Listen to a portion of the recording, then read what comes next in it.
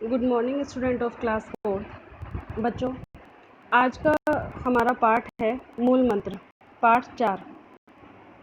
इस पाठ के अंतर्गत बताया गया है कि किस प्रकार एक छोटा सा लड़का अपनी मेहनत के बल पर प्रसिद्धि प्राप्त करता है। ये एक प्रकार का प्रेरक प्रसंग है जो आज हम इस पाठ में पढ़ेंगे। चलिए शुरू करते हैं।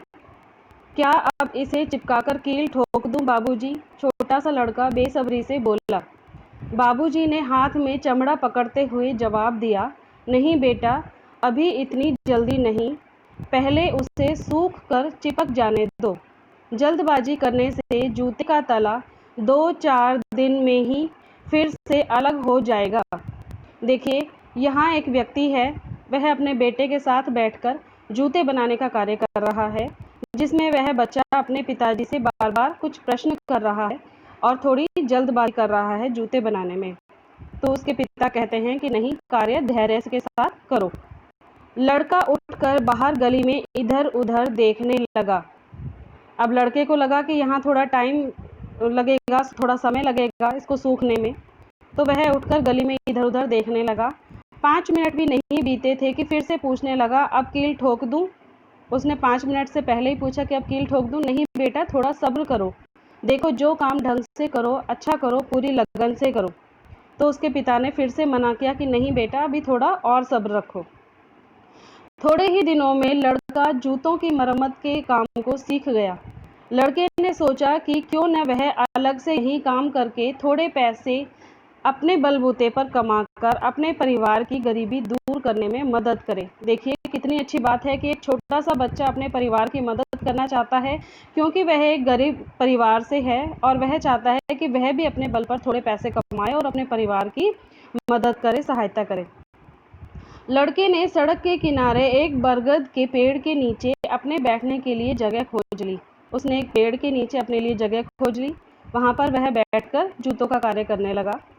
सड़क पर काफ़ी लोगों का आना जाना था। वह जूते पॉलिश करता, मरम्मत करता, लेकिन हर छोटा बड़ा काम पूरी लगन, मेहनत से, तसल्ली से और ईमानदारी से करता।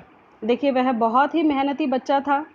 उसने जूते पॉलिश करना और जूतों की मरम्मत करने का कार्य करना शुरू किया, क्योंकि उस सड़क पर काफ़ी लोगों का आना जाना था जहाँ पर ये पेड़ लगा हुआ था।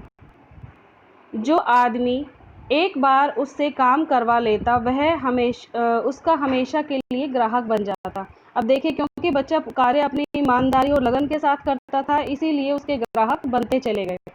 धीरे धीरे लोग उसके काम की प्रशंसा करने लगे। लोग उसके काम की बहुत तारीफ करने लगे, क्योंकि वह बहुत अच्छा काम करता था। उसके पास बहुत काम आने लगा, पर स्थान की कमी के कारण उसे बहुत से लोगों को लौटा देना पड़ता था। देखिए, अब काम अच्छा था तो उसके पास काम इतना ज़्यादा आने लगा कि उसके पास वह जगह छोटी पड़ने लगी, क्योंकि इतने सारे जूते वो एक जगह नहीं रख सकता था। किसी ने उसे सलाह दी कि सामने बाजार में एक दुकान खाली है, उसे किराए पर लेकर काम बढ़ाया जा सकता है। अब किसी व्यक्ति ने उसे सलाह दी कि यदि इस जगह पर तुम्हारा कार्य नहीं हो पा रहा है, जगह छोटी पड़ रही है, तो तुम सामने के एक बाज़ार में दुकान एक खाली है, तो वहाँ वो दुकान ले लो और उसको किराए पर लेकर अपना काम आगे बढ़ाओ।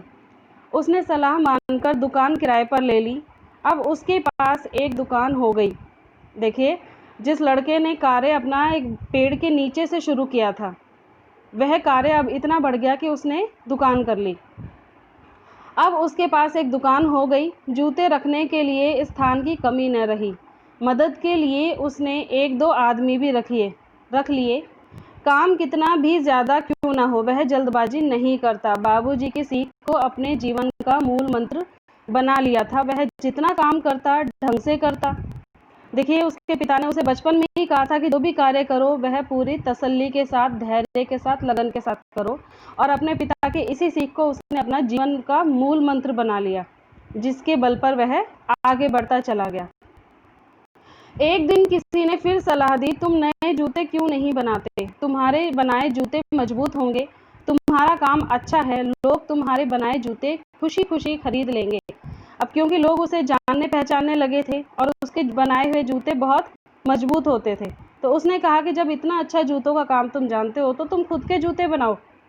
मतलब अपनी एक पहचान बनाओ।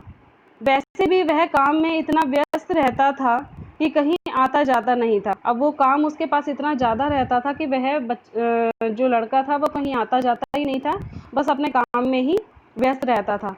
पैसे कुछ ना कुछ बचा ही लेता था।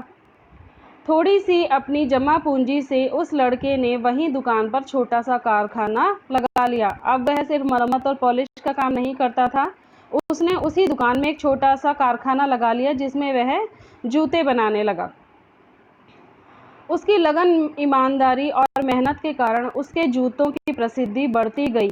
जैसे जैसे लड़का बड़ा होता गया, वैसे वैसे उसके कारखानों की संख्या बढ़ती गई। देखिए, एक वृक्ष के नीचे से उसने कार्य शुरू किया था, फिर उसने एक दुकान बनाई।